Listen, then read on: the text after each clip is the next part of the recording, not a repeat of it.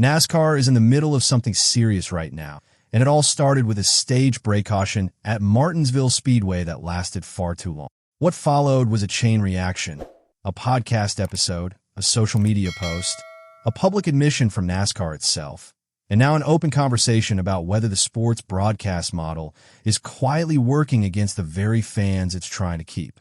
At the center of it all is Dale Earnhardt Jr., one of the most respected names in the history of this sport, who stepped forward and publicly backed Denny Hamlin's growing criticism of Fox Sports' handling of NASCAR coverage. This isn't just two drivers complaining about commercials. This is about the structural health of a sport that is already navigating serious headwinds, and whether the people in charge are willing to listen before it's too late.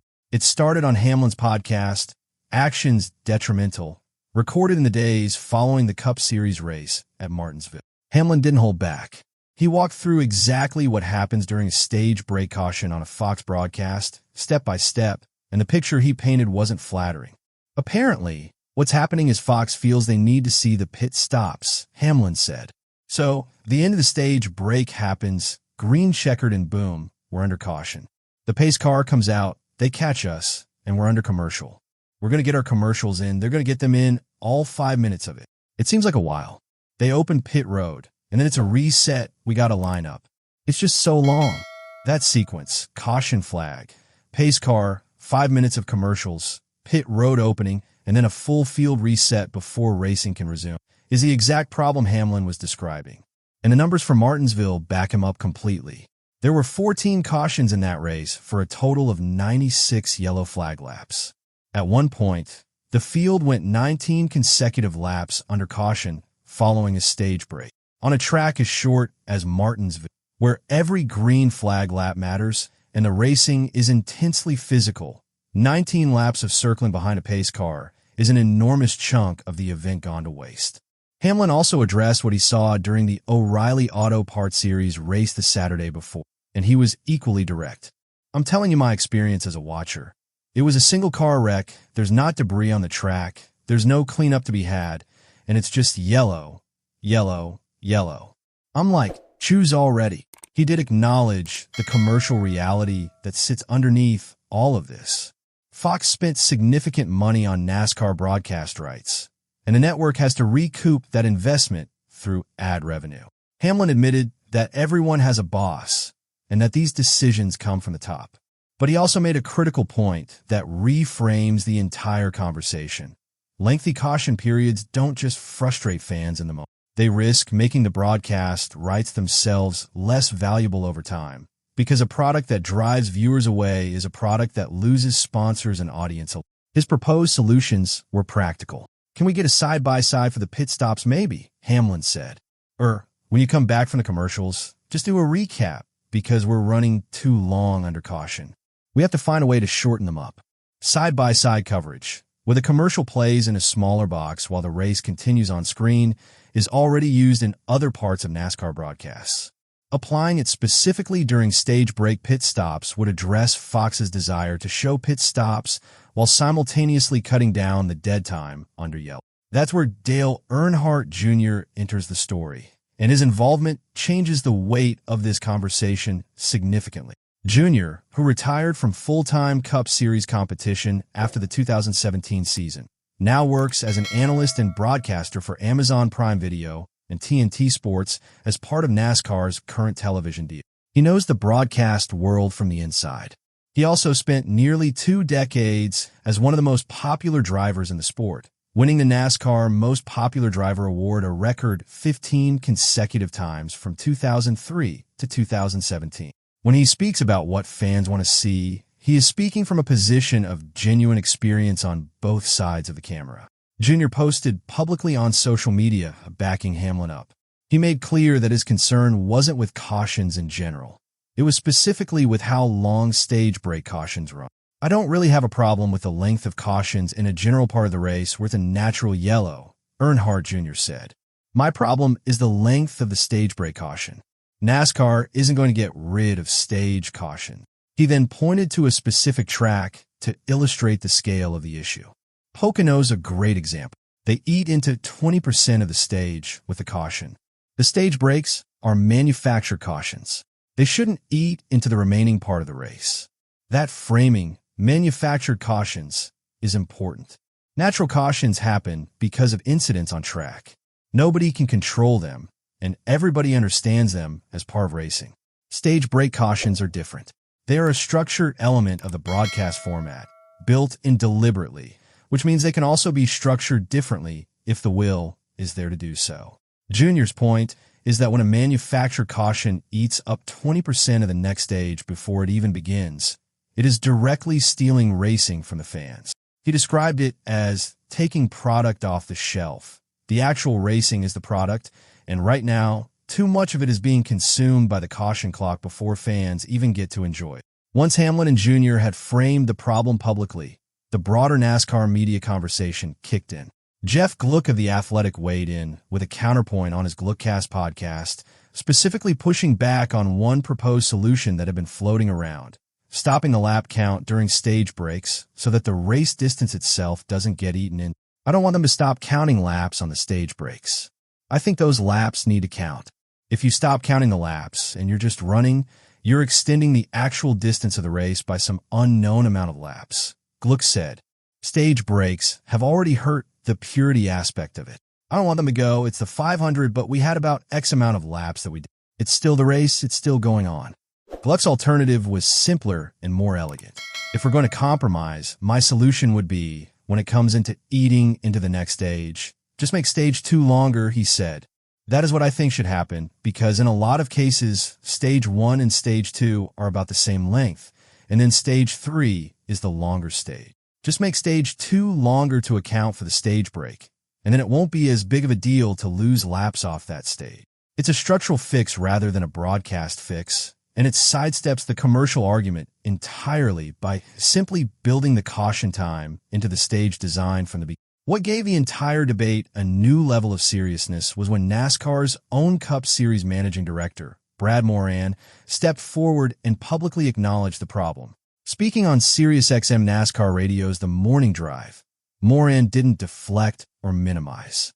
We certainly didn't like how long it took us at Martinsville. We're aware of it, for sure, and we'll work with our broadcast partners to try to minimize it the best we can, he said. He went on to explain that Martinsville's size as the smallest track on the schedule amplified the problem visually and experientially. We may look at different procedures down the road, but again, it's all about trying to give the fans as much green flag racing as possible. That admission from NASCAR leadership mattered. It confirms that what Hamlin and Jr. were saying wasn't just driver frustration. It was a recognized operational problem that the sanctioning body itself is now trying to solve. The caution length controversy doesn't exist in a vacuum. It lands inside a sport that is already grappling with a deeper structural challenge, one that Hall of Famer Richard Petty put into words in a Forbes interview published in February 2026. Petty, the 7-time Cup Series champion and one of the defining figures in the sport's entire history, delivered a frank assessment of where NASCAR stands right now. We're really hurting, looking for somebody to break out of the crowd, Petty said. We have no fox for all of the dogs to chase.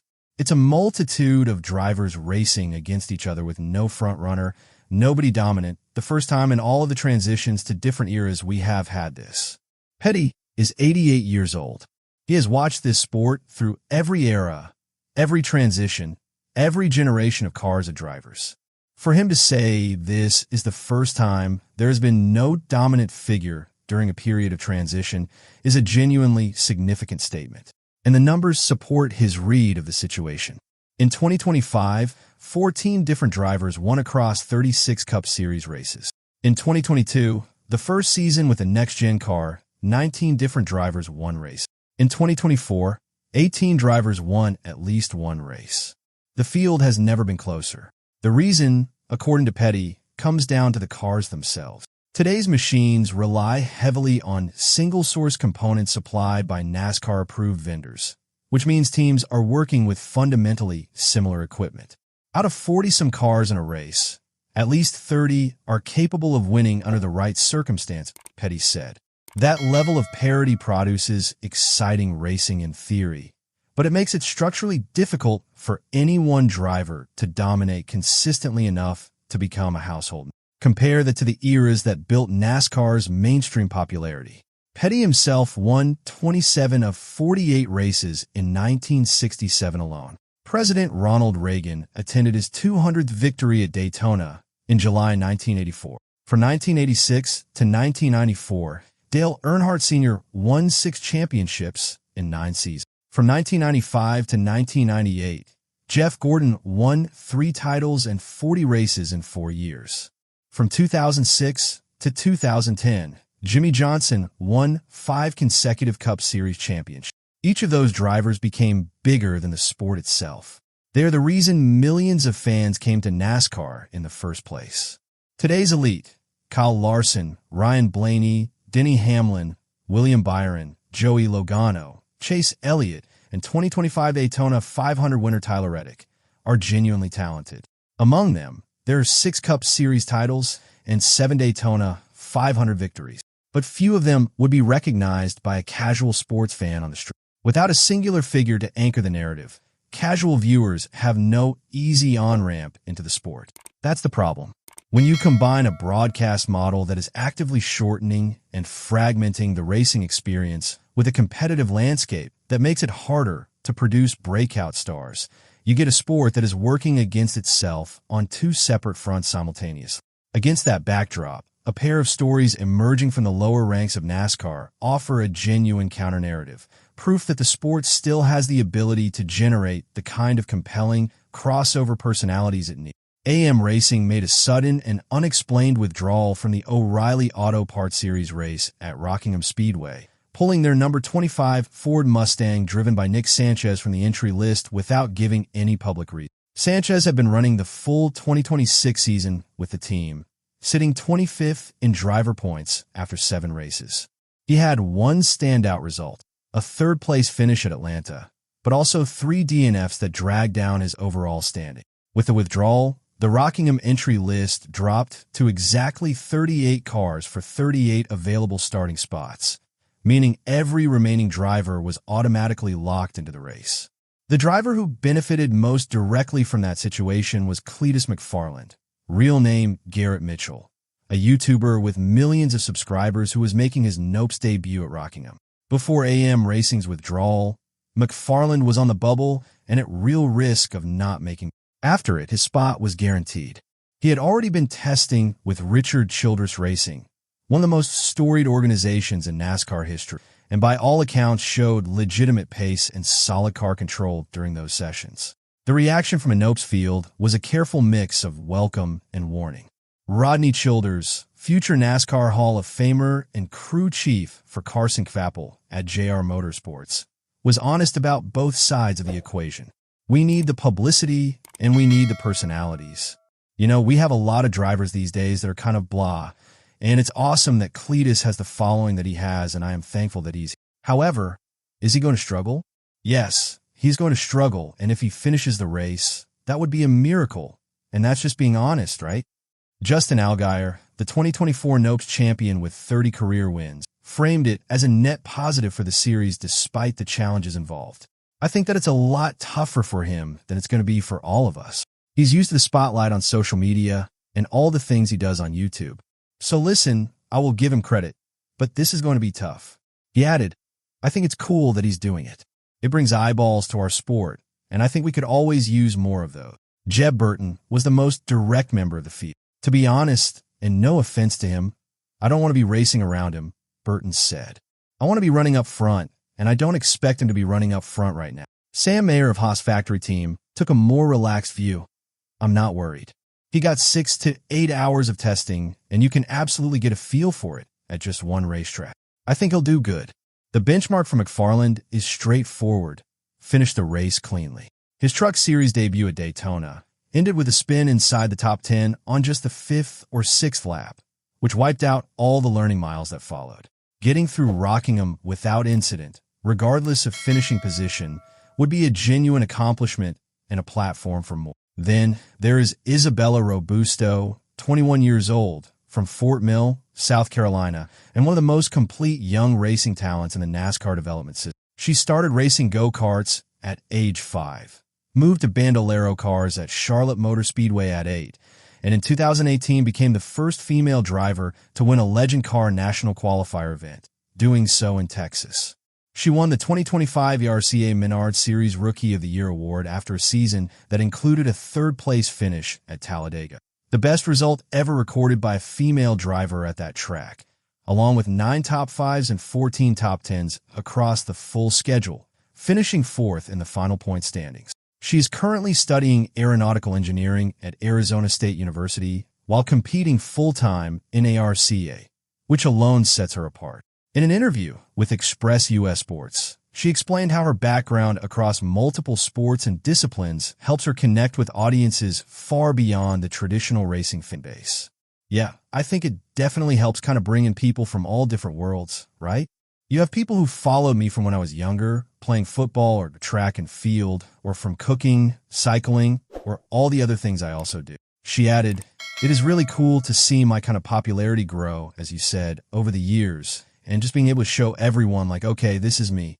Her connection to Toyota racing development places her directly in the orbit of 2311 Racing, the Cup Series team co-owned by Michael Jordan, and there has been genuine speculation about a potential future Cup Series path for Robusto through that organization.